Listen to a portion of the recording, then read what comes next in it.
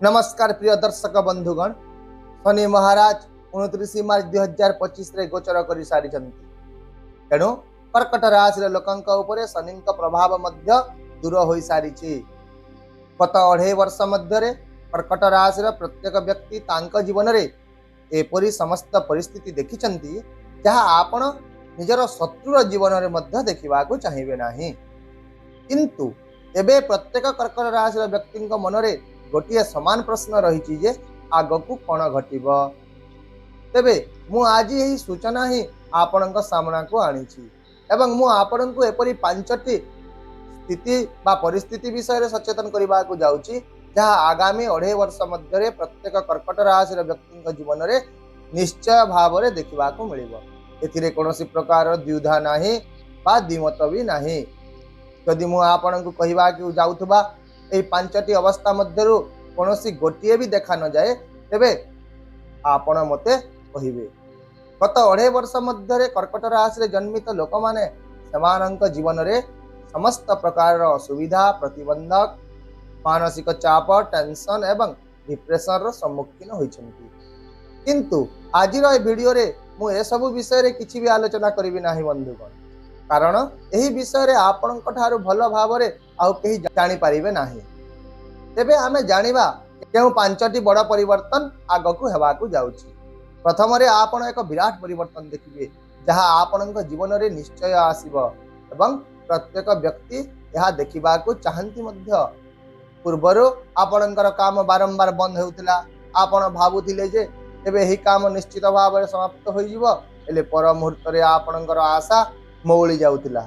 अनेक थर कर्कट राशि लोक माने एही 2.5 वर्ष अवधि रे 0 रु 99 रे पहुंचवा को यथा संभव चेष्टा करथिले। शनि ढेया जगु सेठारु समानंकु पुणी 0 को बा 0 को फेराई अणा जाइतिला। किंतु एबे एही बड़ परिवर्तन आपणक काम रे कोनोसी बाधा सृष्टि करिवो नाही।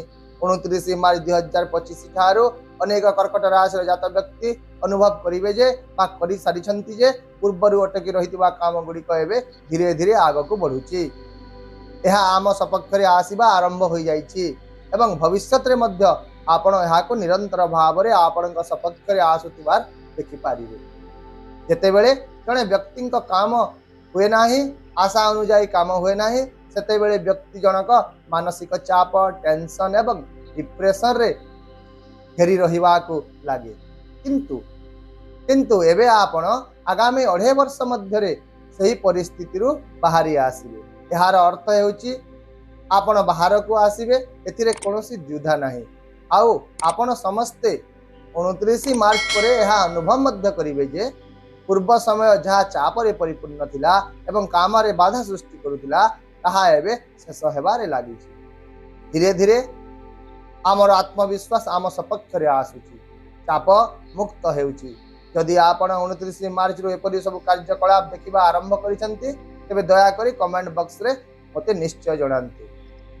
आगामी 2.5 वर्ष मध्य रे प्रत्येक कर्कट राशि व्यक्ति माने समानंक जीवन रे द्वितीय बड़ परिवर्तन जोटा देखिबे सेटा हैला आपणक कार्यक्षेत्र सहित जड़ित। आपण व्यवसाय जदि करूछंती एवं आपण देखुछंती जे आपणकर बहुत क्षति हो जाइछि, अनेक लोकंक व्यवसाय बंद मध्य आगरु होई गला एवं अनेक लोक समानंक व्यवसाय जगो ऋण रे बुड़ी जाइछन। केते लोकंक व्यवसाय ठीक भाव रे चलु नाही, निज पॉकेट रु टंका विनियोग करिथिले एवं आशा करी बसिथिले जे होयत एबे किछि भल घटिबो। सेहि परि चाकरी करथुवा लोक माने चाकरी हराउछंती, चाकरी रे चाप रहिछि, बस समानंक गोड़ टाणुछंती, मु जो सम्मान एवं स्वीकृति पाइबा को योग्य ताहा मध्य मिलु नाही एवं मोर चाकरी हराइबार एक अजଣା भय मध्य रहिछि एवं अनेक लोक चाकरी हराई मध्य छंती।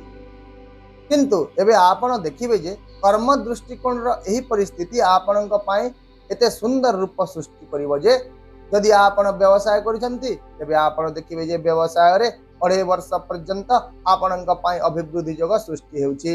यदि आपण चाकरी करिसंती एवं चाकरी रे एक अजଣା भय एवं चाप रहितिला, आपणक पदोन्नति मिलु नथिला, आपणक बस सहित झगड़ा हेउतिला एवं जेउ मानकर चाकरी नथिला सेमाने मध्य सेमानंक पाई नूतन सुजोग सृष्टि होतुबार देखिबा को पाइबे।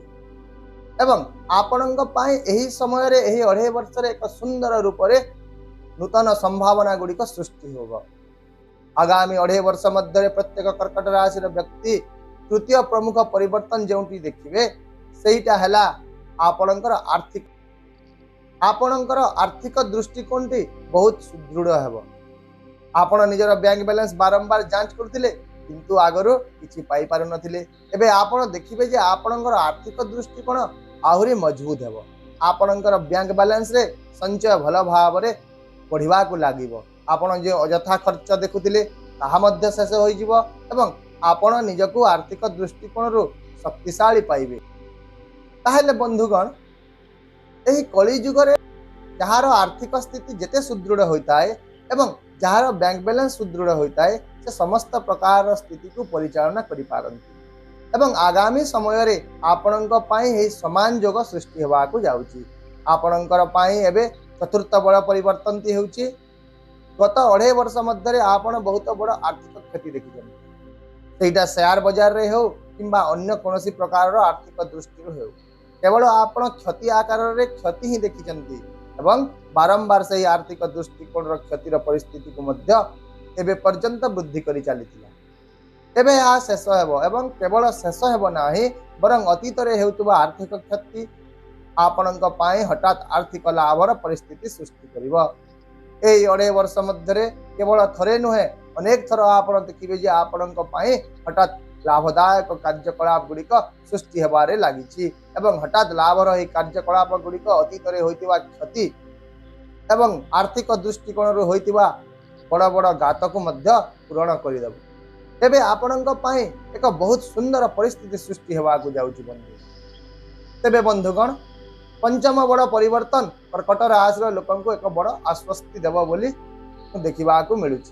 आपण अतीत रे देखिचंती जे आपणकर निष्पत्ति गुड़िक क्रमागत भाव में भूल हो आसी निष्पत्ति जगु आपण निजर आत्मविश्वास संपूर्ण भाव में हराई सारी भूल निष्पत्ति जगु आपण को समाज परिवार एवं कर्म क्षेत्र में बहुत अपमान सम्मुखीन हवा को पड़ी। किंतु एबे आपण देखिबे जे आपणकर आत्मविश्वास एक भिन्न स्तर रे काम करुवा आरंभ करिवो। आपणकर निष्पत्ति गुड़िक केवल आपणଙ୍କ ପାଇଁ नुहे बरं आपण निजर परिवार को ख्याति प्रतिष्ठा एवं समस्त प्रकार भौतिक सुविधा देवारे समर्थ होई जिवे। आगामी 2.5 वर्ष मध्य यही समस्त प्रकार आशीर्वाद आपणଙ୍କ ପାଇଁ देखा जिवा। यदि आपण आगामी 2.5 वर्ष मध्य 5टी कार्यकलाप मध्य परिस्थिति मध्य गोटे देखिए ना तेबे मते निश्चय जणाइबे। आपण बहुत समस्यार सम्मुखीन होइजंती किंतु एबे आपणकर नूतन उड़ान भरिवार समय आरंभ हो जाइछि बंधु। तेणु आपण परिस्थिति को संतुलित करी एवं निजर समय को बुद्धिमान भाव में व्यवहार करी आग को बढ़ंतु। तेबे आपण को कहीं अटकाई पारिबे नाही। आशा करुछि मो द्वारा दिया जाइतिबा एही सूचना आपण को निश्चय पसंद आसीथिबो। काली पुणी थरे मु एक नूतन सूचना सहित आपणଙ୍କ सम्मुखरे उपस्थित हेबी। से पर्यंत विदाय दियंतु। रहुछि। नमस्कार। जय जगन्नाथ।